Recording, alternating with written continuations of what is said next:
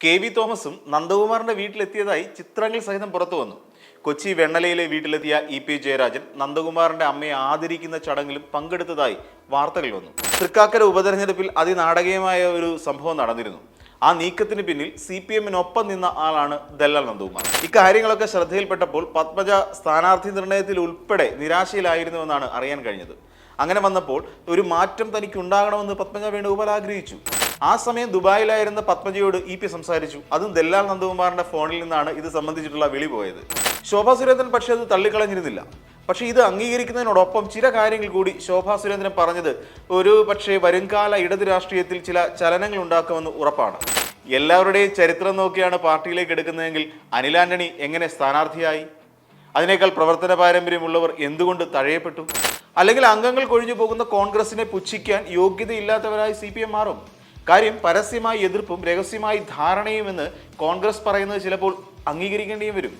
ഇതിൽ രണ്ടാമത്തെ ആരോപണത്തിൽ വളരെ വസ്തുതാപരമായി തന്നെ അതിൻ്റെ ഉടമ വ്യക്തമാക്കിയിട്ടുള്ളതുമാണ്. അത് സംബന്ധിച്ച് ഇതുവരെ വ്യക്തമായി ഒരു മറുപടി നൽകാൻ ശോഭാ സുരേന്ദ്രന് കഴിഞ്ഞിട്ടില്ല. നമസ്കാരം.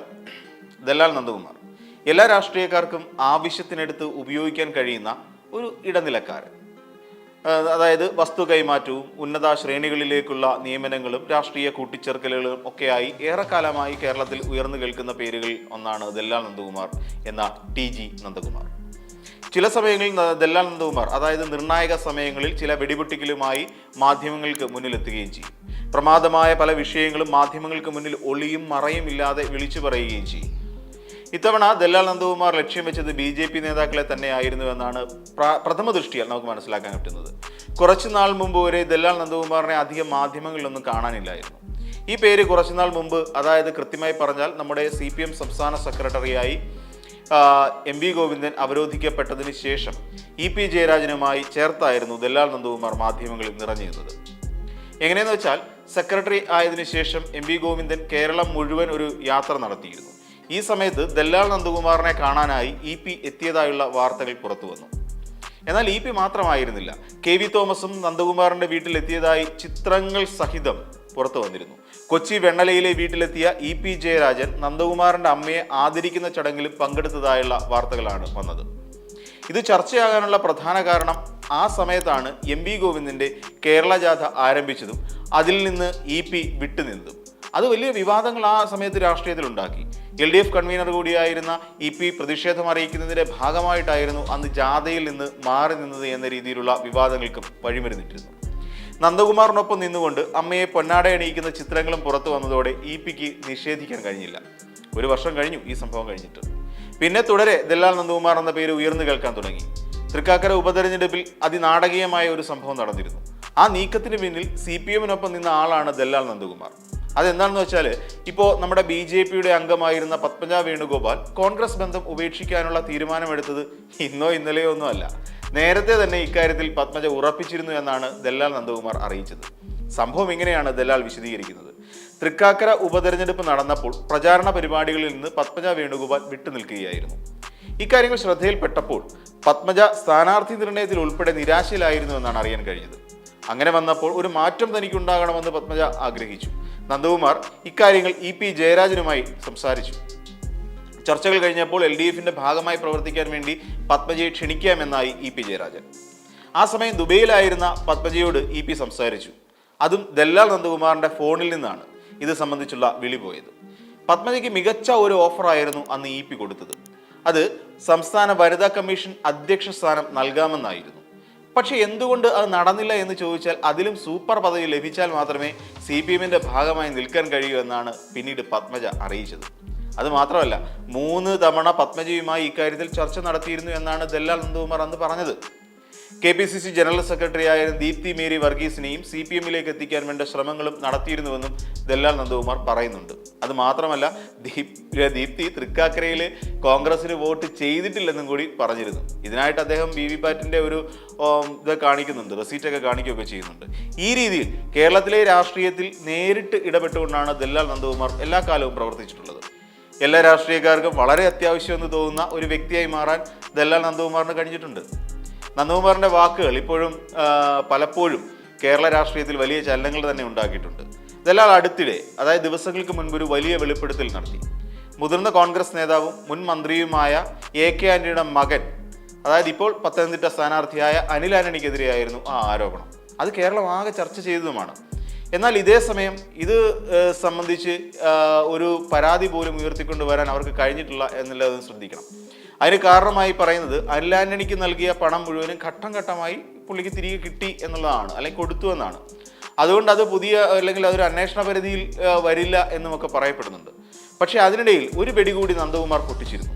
കേരളത്തിലെ ഒരു BJP സ്ഥാനാർത്ഥി 10 ലക്ഷം രൂപ ഒരു സ്ഥലമിടപാടുമായി ബന്ധപ്പെട്ട് വാങ്ങിയിട്ടുണ്ട് എന്നായിരുന്നു ആ വെടിപൊട്ടിക്കൽ.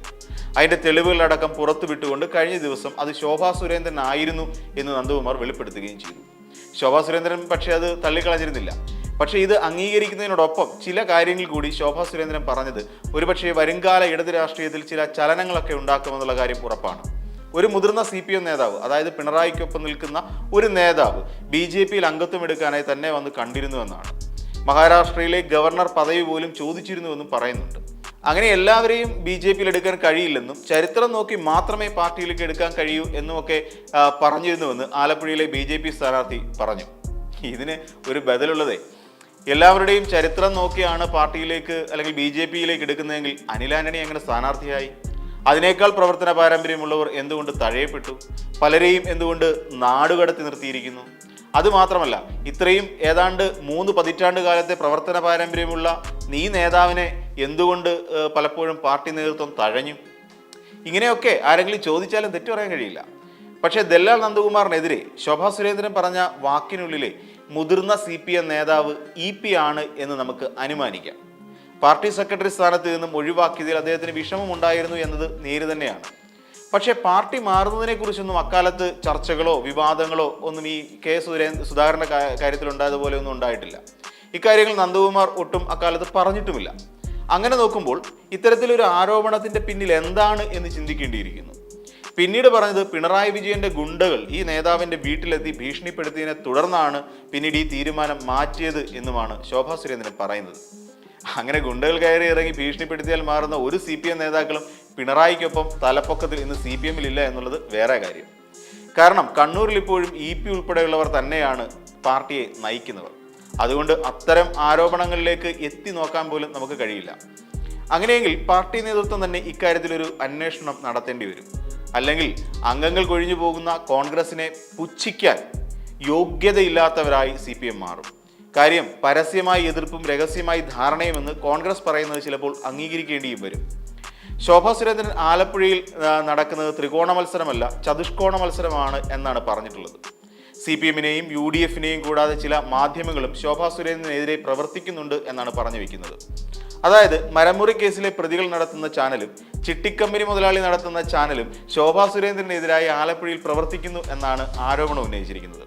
ഇതിൽ രണ്ടാമത്തെ ആരോപണത്തിൽ വളരെ വസ്തുതാപരമായി തന്നെ അതിൻ്റെ ഉടമ വ്യക്തമാക്കിയിട്ടുള്ളതാണ്. അത് സംബന്ധിച്ച് ഇതുവരെ വ്യക്തമായി ഒരു മറുപടി നൽകാൻ ശോഭാ സുരേന്ദ്രനോട്ട് കഴിഞ്ഞിട്ടുമില്ല. കൃത്യമായി ആരാണ് ശോഭാ സുരേന്ദ്രനെ കണ്ട ഏജന്റ് എന്ന് വ്യക്തമാക്കണമെന്നായിരുന്നു ഗോകുലം ഗോപാലൻ നേരിട്ട് ആവശ്യപ്പെട്ടിരുന്നത്. എന്തായാലും കഴിഞ്ഞ കുറച്ച് ദിവസങ്ങൾ കൊണ്ട് ദല്ലാൽ നന്ദകുമാർ BJP വിരുദ്ധത പ്രകടിപ്പിക്കുന്നത് ആർക്കു വേണ്ടിയാണ് എന്നുള്ളത് വരും ദിവസങ്ങളിൽ നമുക്കറിയാം. ദല്ലാലിന്റെ വെളിപ്പെടുത്തലുകളേക്കാൾ ജനങ്ങൾക്ക് വിശ്വാസം പാർട്ടി നേതാക്കളെ ആണെങ്കിൽ അത് തെരഞ്ഞെടുപ്പിന്റെ ഫലത്തെയൊന്നും ഒരു ഘട്ടത്തിലും ബാധിക്കില്ല. മറിച്ചാണെങ്കിൽ ആരോപണ വിധേയരായ 2 സ്ഥാനാർത്ഥികളും 3-ാം സ്ഥാനത്തേക്ക് എത്തിപ്പെടും എന്ന് തന്നെ കരുതാം. അതുമാത്രമല്ല, രാജ്യത്തിന് പുറത്തേക്ക് പോയ 100 കോടിയുടെ കണക്കും BJP അന്വേഷിക്കേണ്ടി വരും എന്ന് തന്നെയാണ് തോന്നുന്നത്.